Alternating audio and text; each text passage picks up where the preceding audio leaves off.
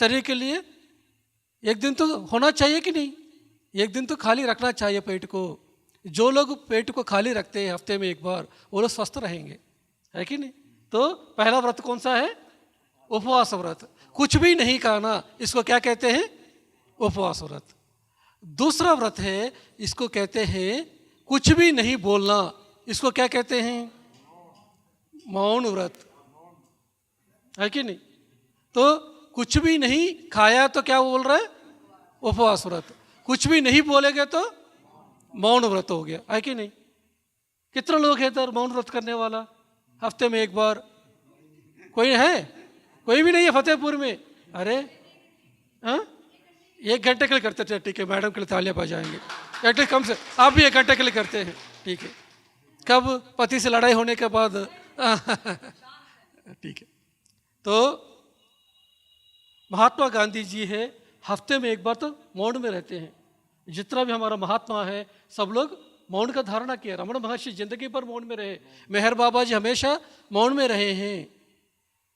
तो कुछ भी नहीं खाएंगे तो क्या कहते हैं इसको? उपवास व्रत। कुछ भी नहीं बोलेंगे तो मौन व्रत, ठीक है ना? अभी आपको और एक व्रत बताने वाला हूं जिसको 100 में 90 मार्क है। उपवास व्रत करेंगे तो 100 में कितना मार्क्स मिलते हैं? 1 मार्क मिलती है। जितना लोग अभी हाथ उठाए कितना मार्क मिलेगा? 1 मार्क मिलेगा। जो मौन व्रत करेंगे 100 में कितना मार्क मिलेगा? 9 मार्क मिलेगा। उपवास के लिए कितना मिल रहा है? 1, मौन के लिए 9। लेकिन अभी मैं बताने वाले एक व्रत है, वो व्रत करेंगे तो 90 मार्क मिलेगा। वो चाहिए कि नहीं आपको? 90 मार्क्स चाहने वाले कि नहीं? वो व्रत है ध्यान व्रत।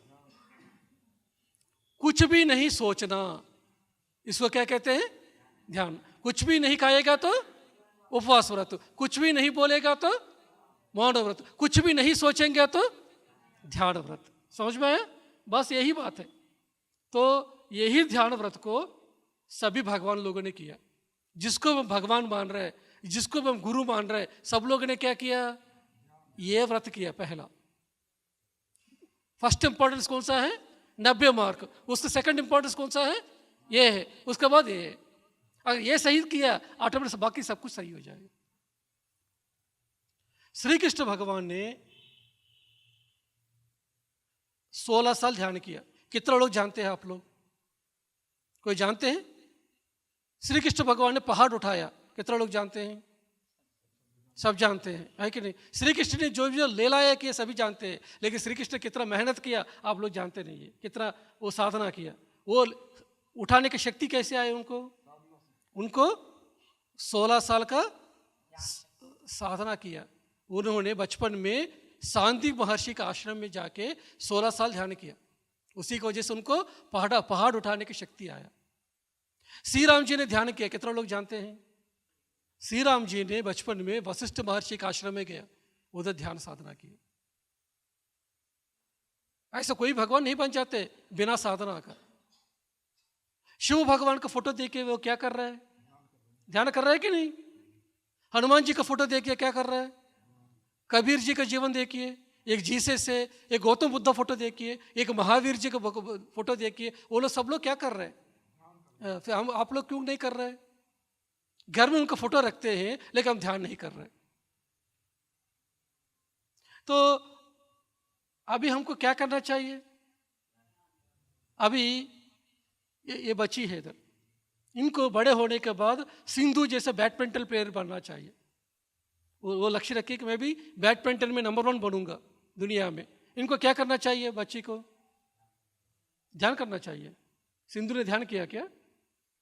जो बैडमिंटन जो खेलती है ना सिंधु, वो उनके जैसा बनना चाहती है तो क्या करना चाहिए? उनको क्या करना चाहिए? प्रैक्टिस करना चाहिए। फिर ध्यान बोल रहे हैं आप तो क्या होना चाहिए?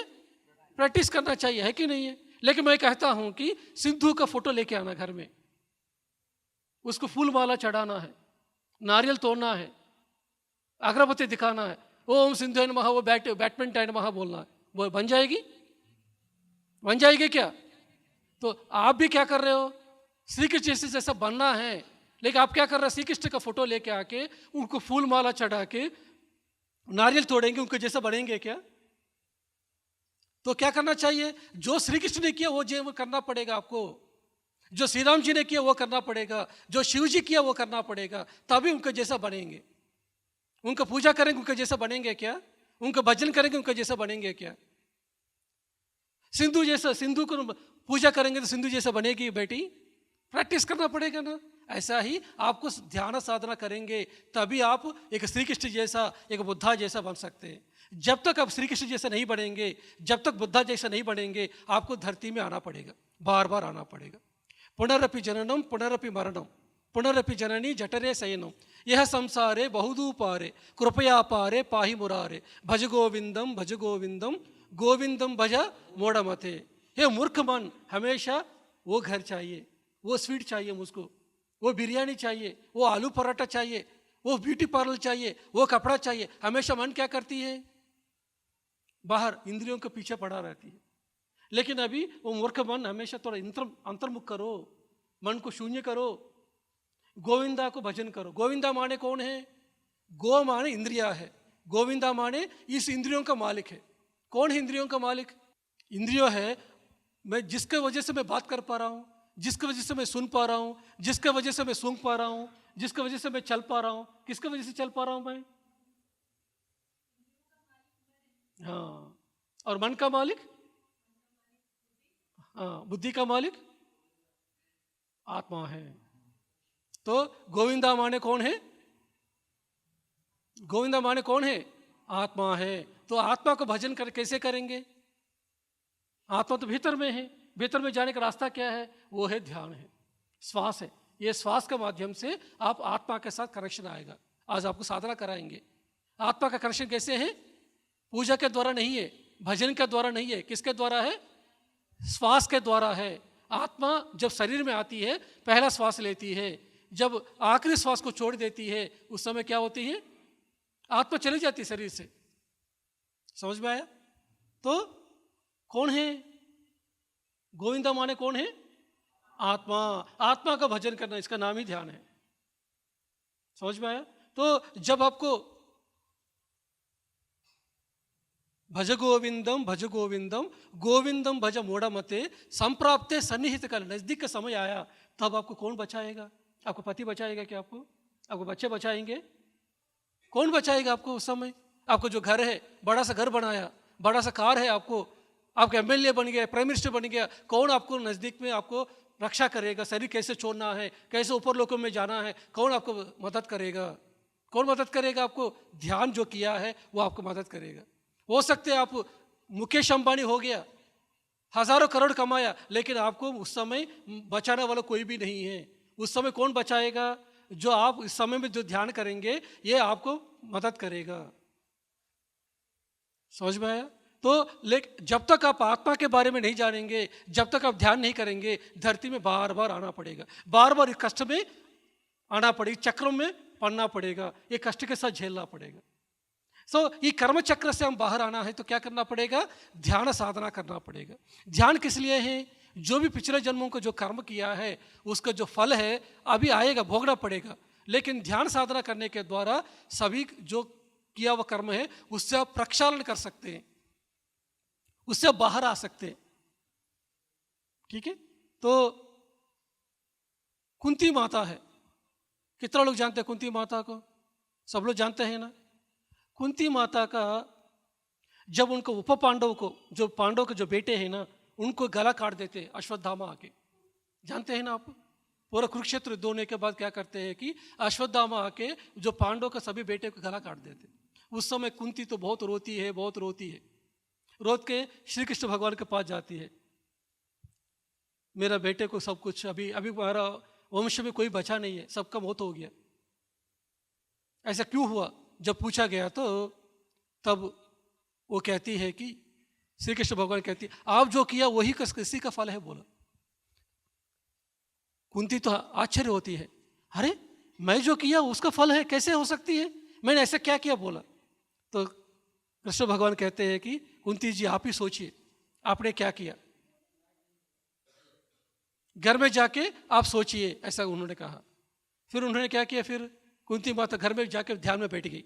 बैठ के मैंने ऐसा क्या किया जिसकी वजह से मेरा जो पोते हैं उसका मौत हो गया। जब उनको देखा है तो उनको पता चला है कि जब वो लोग वनवास में थे उस समय एक लक्ष्य घर बनाया था। उस समय कौरव लोगों ने प्लान करते हैं कि उस रात को लक्ष्य घर को जलाने का प्लान करते हैं। ये उनको पता चल जाता है पांडव लोगों को। उस समय क्या होता है कि उस दिन में एक जंगली औरत है, जंगल में रहने वाली एक ट्राइबल वुमन है, एक आदिवासी औरत है, वो आती है उनके घर में 5 बेटे को लेके। उन्होंने क्या किया, आप हमारे घर में रहो, उनका घर खाना खिलाया, अपने घर में रहने के लिए बोला। उस रात को जब उस घर को जलाया था उस समय भीम ने क्या किया, सबको पकड़ के जो टनल है उस टनल के द्वारा वो लोग भाग रहे थे। लेकिन उस समय भीम को कहते हैं कि हमारे घर में वो जो औरत है 5 बेटे हैं, हम उनको भी बचाएंगे बोला। तब कुंती माता ने क्या कहा पता है आपको, रहने दो, कल कौरव आएगा आके हमको ढूंढेगा, हमारा लाश को ढूंढेगा, हमारा लाश नहीं मिलेगा तो क्या होगा। अभी क्या होगा, अभी किसका मौत होगा, वो औरत का मौत होगा, उसका 5 बेटे का मौत होगा। उसकी वजह से क्या होगा, उनको क्या पता चलेगा, पांडव का मौत हो गया, कुंती का मौत हो गया सोचेगा, इसलिए रहने दो बोला। उस समय जो किया था उस समय वो 5 बेटे के साथ उसका फल ही आज उनका पोते का मौत का कारण है। वो जो कार्य संबंध है, इसी को कर्म सिद्धांत कहते हैं। जो भी आपने किया उसी का फल है आज जीवन। आज आपका जीवन में पति का सही नहीं है, पत्नी सही नहीं है, बच्चा सही नहीं है, माता पिता सही नहीं है, गरीबी है, आपने क्या क्या किया था किसी के साथ, उसी का फल है आज। आप धनवान होते हुए, पैसा रहते हुए आपने गरीब को कभी इज्जत नहीं दिया, हमेशा गरीबी को नफरत किया, कभी एक खाना भी नहीं दिया, तो अगले जन्म में क्या होना पड़ेगा आपको, गरीबी के रूप में आना पड़ेगा आपको। एक बंदा है हमारा राजस्थान में, एक बंदे का हम ध्यान सिखाया, उनको किडनी का प्रॉब्लम था। क्यों किडनी का प्रॉब्लम है वो देखा था, पिछले जन्म में जाके देखा गया तो वो पिछले जन्म में एक बिजनेसमैन था, एक स्वीट शॉप था उनको। उन्होंने क्या करते थे कि स्वीट का सेल होने के लिए क्या करते थे कि वो स्वीट के अंदर कुछ चीज़ मिला के रखते थे ताकि उस सेल अच्छा हो जाए। लेकिन उसकी वजह से लोगों का तो तबीयत बिगड़ गया था। अब उसका जो फल क्या हुआ, आज किडनी का प्रॉब्लम आया। समझ में आया। तो हम जो किया है वही है आज का जीवन का परिणाम है। तो हमको पर्दे के सामने चीज को समझने के लिए पर्दे के पीछे की चीज को समझने का जरूरत है। ठीक है। एक बार क्या हुआ था कि हमारा शांतनु महाराज है, एक बार जंगल में जाते हैं, गंगा का पास जाते होते उस समय गंगा माता दिखाई देते। गंगा माता को देखने के बाद उनको मोह आते हैं, उनका आके बोलते हैं कि मैं आपसे शादी करना चाहता हूँ। गंगा माता कहते हैं कि हाँ मैं भी तैयार हूँ शादी करने के लिए, लेकिन ये कंडीशन है, मैं जो भी करता हूँ उसके लिए आप मना नहीं करना है। आप मना करेंगे तो मैं चले जाऊँगा। वो तैयार हो जाते हैं, ठीक है। उसके बाद क्या करेंगे, दोनों शादी किया, फिर वापस लेके आया, पहला बच्चा पैदा होते। पहला बच्चा जैसे पैदा हो गया तो क्या करती गंगा माता, वो बच्चे को लेके गंगा में डुबा देती है। वो सही है कि नहीं गलत है, बताइए आप लोग। गंगा माता ने बच्चा जैसे पैदा हो गया बच्चे को पानी में डुबा दिया, वो सही है कि गलत है। कितना लोग है सही करने वाला, थोड़ा हाथ उठाइए। कोई है सही करने वाला? तो गलत कहने वाला थोड़ा हाथ उठाइए। 1 2 3 4 5 6 7। बाकी लोग हाथ नहीं उठाए, वो लोग क्या है, सही है कि गलत है? गलत है। 5-6 लोग उठाया, बाकी लोग क्या कह रहे, सही है बोल रहे हैं क्या, न्यूट्रल में है क्या? बताइए कुछ। अगर अभी ऐसा किया कोई माता ने पैदा होने के बाद बच्चे को जाके पानी में डुबा दिया तो आप क्या करेंगे? सभी न्यूज़ चैनल क्या करेगा, रात दिन लिखेगा, आज तक वाला, NDTV, सब लोग क्या करेंगे, ये माँ कितना गलत माँ है, लिखेगी कि नहीं है? कैसे लग रहा है? अभी गलत लग रहा है ना आपको, लेकिन जो चीज़ आपको गलत लग रहा है ना वो सब कुछ सही है, क्योंकि आप पर्दे के पीछे देखते नहीं है। आपको लग रहा है कि पति सही नहीं है, मेरा गरीबी क्यों है, वो बात सही नहीं है, वो पड़ोस सही नहीं सोच रहा है ना, लेकिन क्या है, वो सब कुछ सही है। वो कैसे है? ऐसा पहला बच्चा पैदा हो गया, दूसरा बच्चा पैदा हो गया, तीसरा बच्चा, ऐसा 7 बच्चा हो गया, सबको डुबा दिया गंगा माता ने। जब 8वां बच्चा पैदा हो गया उसको भी लेके जा रहा था, तब शांतनु रह नहीं पाते, वो उस समय रोक देते हैं, इस बच्चे को रहने दो बोल के। तब गंगा माता ने क्या कंडीशन रखा, जब रोकेंगे तो मैं चले जाऊंगा। फिर उन्होंने क्या किया, ठीक है ये बच्चा धरती में रहने की ज़रूरत है इसलिए आप रोके हैं, ठीक है मैं इस बच्चे को 16 साल तक उसको बड़ा करूंगा, उसके बाद आपको दे दूंगा। वही बच्चा है भीष्म पितामह। ठीक है, लेकिन ऐसा क्यों हुआ? क्योंकि जब वशिष्ठ महर्षि का आश्रम में कामधेनु रहती थी, जानते हैं ना आप, उस समय अष्टवसु आया। देवता वाले में बहुत सारे गण हैं, किन्नर गण है, यक्ष गण है, उसके बाद तरह तरह गण होती है, उसमें से एक गण है उसका नाम है वसु। 8 वसु लोगों ने आते थे, आके वो लोगों ने आश्रम में रहे, खूब अच्छा लगा। उनको पता चला है कि कामधेनु की वजह से उनको खाने पीने में कभी कमी नहीं हुआ। फिर वो लोग वशिष्ठ महर्षि के पास जाकर पूछते हैं कि आपका जो कामधेनु है ना हमको दे दो। तब वशिष्ठ महर्षि कहते हैं कि हम तो न कमाते हैं, हम कैसे दे सकते हैं आपको, या आश्रम में रहेंगे तो सबको खाना खिला सकते हैं, ऐसा उन्होंने कहा। तब जब वशिष्ठ महर्षि एक बार तपस्या करने के लिए चला गया, तब क्या होते हैं कि वसु लोगों ने उस कामधेनु को चुरा के लेके गए। फिर वो तपस्या करके वापस आया, देखा है उधर कामधेनु है ही नहीं है। फिर वो ध्यान में बैठ के अपना दिव्य दृष्टि के साथ देखते हैं कि ये कहाँ गायब हो गया।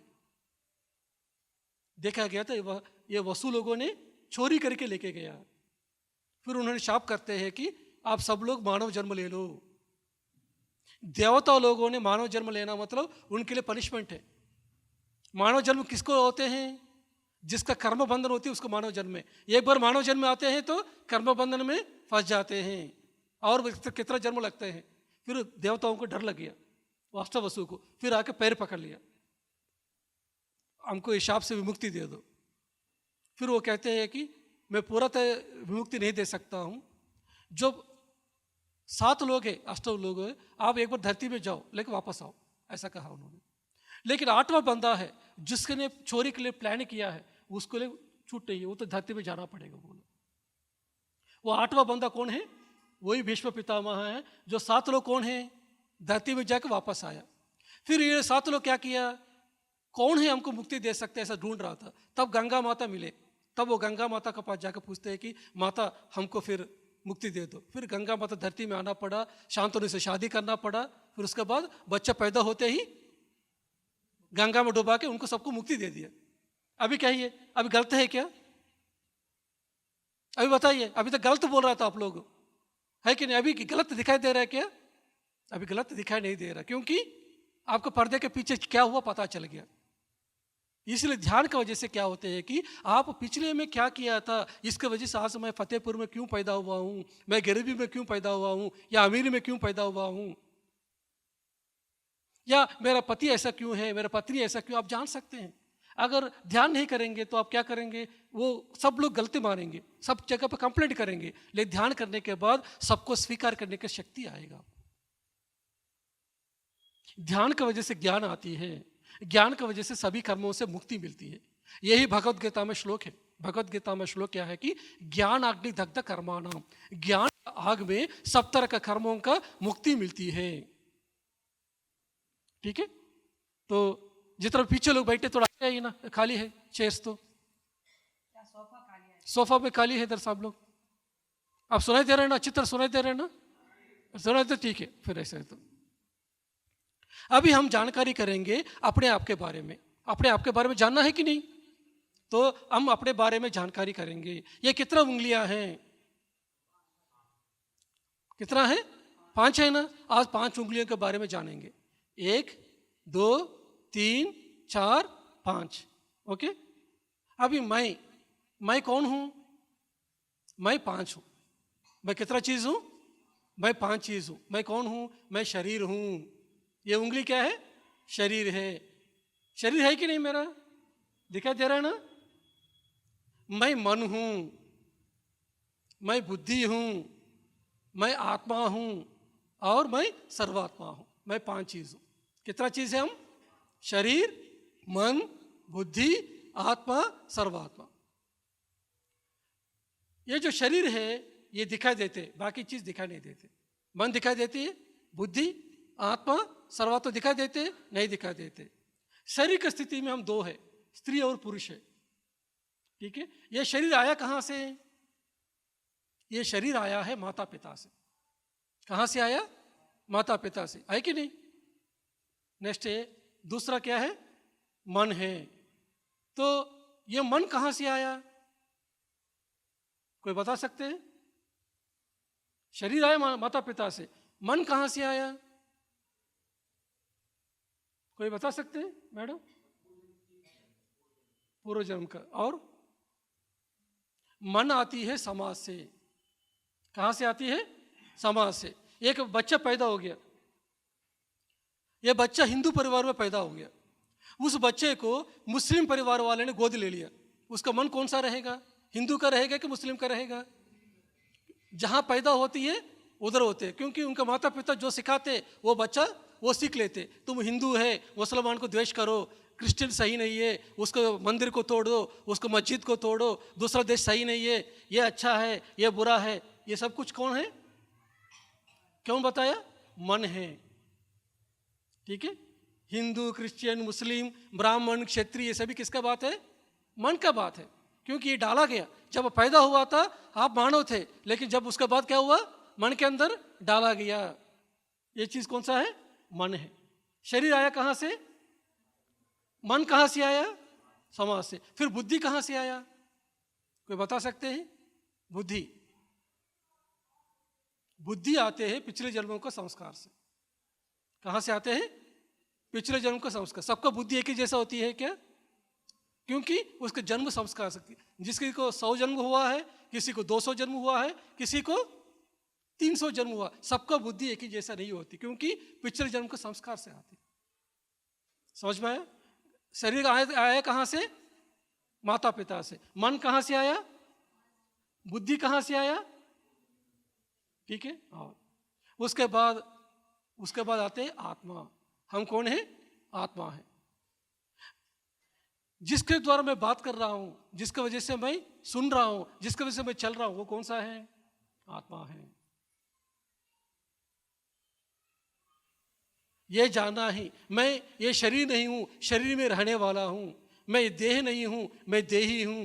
मैं ये रथ नहीं हूं, रथिक हूं। मैं ये कार नहीं हूं, ये कार को चलाने वाला हूं। ये जब जानेंगे तब आप आत्मस्थिति में हैं। ठीक है। तो जब जैसे अभी मैं इस शर्ट को पहना हूं, ये शर्ट मैं हूं क्या? हाँ भैया, मैं ये शर्ट हूं क्या? इस शर्ट को मैं क्या किया? पहना है। ऐसा ही मैं ये शरीर नहीं हूं, इस शरीर को मैंने पहना हूं। मैं समझ में आया? अभी ये शर्ट खराब हो गया, मैं क्या करूंगा? दूसरा शर्ट पहनूंगा ना।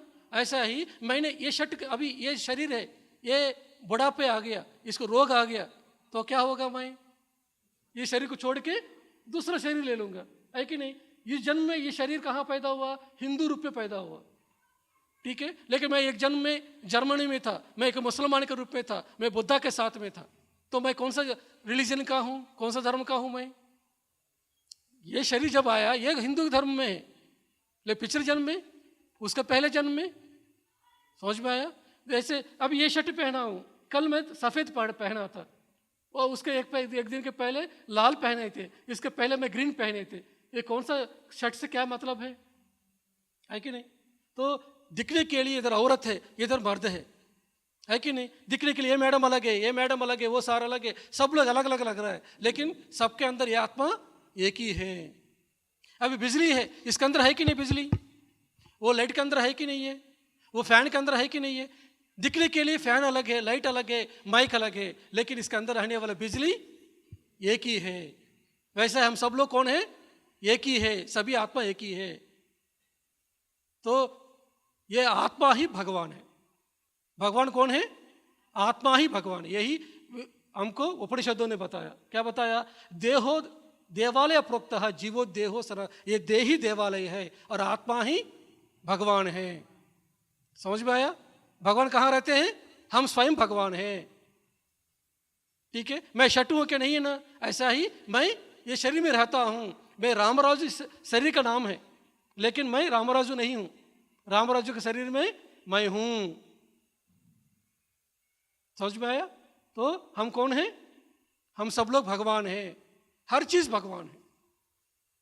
ये जानना ही, ध्यान से जानना है। यही हमको वेदों में बताया। पहला वेद बता रहा हम ब्रह्मास्मि। दैट मीन्स क्या है कि हम कौन है? ब्रह्मा है। ब्रह्मा मन और कोई नहीं है, कोई मंदिर में नहीं है, कोई ना मस्जिद में नहीं है, ना चर्च में नहीं है। कौन है? कहाँ है? हम स्वयं हैं। ठीक है, तो मंदिर क्यों बनाया गया? अगर भगवान नहीं तो मंदिर क्यों बनाया? मंदिर क्यों बनाया है कि शक्ति क्षेत्र है। मंदिर में जाके क्या करना चाहिए?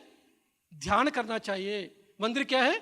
शक्ति क्षेत्र है। उस जगह पे जाके ध्यान करने के लिए मंदिर बनाया है, ये चर्च बनाया है, ये मस्जिद बनाया है। हर जगह पे जाके क्या करना चाहिए? ध्यान करके अपना भीतर में जानना चाहिए, जब आपको अपने बारे में जानकारी करेंगे। ठीक है, तो हम कौन है? हम आत्मा हैं। उसके बाद है हम सर्वात्मा है। सिर्फ मैं ये शरीर में नहीं रहता हूँ, मैं हर जगह पे रहता हूँ। जानवर के अंदर में रहता हूँ, इधर में भी रहता हूँ, इधर में भी रहता हूँ, हर जगह में रहता हूँ। ये जानना सर्वात्मा स्थिति है। ये आखिरी स्थिति है। ये है एक श्री कृष्ण का स्थिति है, एक श्री राम जी का स्थिति है, एक शिव जी का स्थिति है, एक बुद्धा का स्थिति है, एक महावीर का स्थिति है, एक जीसस का स्थिति है, एक मोहम्मद का स्थिति है। ये कौन सा है? सर्वात्मा। जब तक आप स्थिति में नहीं पहुंचेंगे, आपका आखिरी जन्म नहीं है। आप भी श्री कृष्ण जैसा बनना है, आप भी बुद्धा जैसा, आप भी जीसस जैसा, आप भी एक गुरु नानक जैसा बनना है। जब तक आप इधर नहीं बढ़ेंगे, तब तक आपको जन्म लेना पड़ेगा। समझ में आया? तो ये लोग आने के पहले, ये गुरु नानक हो, श्री कृष्ण हो, बुद्धा हो, महावीर हो, इस स्थिति में आने के पहले ध्यान किया वो लोगों ने। ध्यान करने के बाद इस स्थिति में पहुंचे। जब हम ध्यान करेंगे, अपने आप को पहचानेंगे। भगवान माने और कोई नहीं है। भगवान माने और कौन है? जो श्री राम जी को मैं ढूंढ रहा था, श्री राम जी कौन है? मैं ही हूं। वो समझ में आएगा। तो ये चीज कितना है? 5 चीज है। तो शरीर है, मन है, बुद्धि है, आत्मा है, असर्वात्मा है। और तमोगुण है, रजोगुण है, सत्वगुण है, शुद्ध सत्व है और निर्गुण। 5 गुण है, भगवत गीता बताया। शरीर की स्थिति में तमोगुण है, मन की स्थिति में रजोगुण है, बुद्धि की स्थिति में सत्वगुण है और आत्मस्थिति में शुद्ध सत्व है, आखिरी निर्गुण है। ये आखिरी जन्म है। यही है रामायण में वाल्मीकि महर्षि हमको सिखाया। रामायण वाल्मीकि महर्षि हमको क्या बताया? यह है शरीर की स्थिति में कुंभकर्ण है। कुंभकर्ण क्या किया? 6 महीना खाना, 6 महीना सोना। और मन की स्थिति में कौन है? रजोगुण की स्थिति में यह है रावण। रावण ने क्या किया?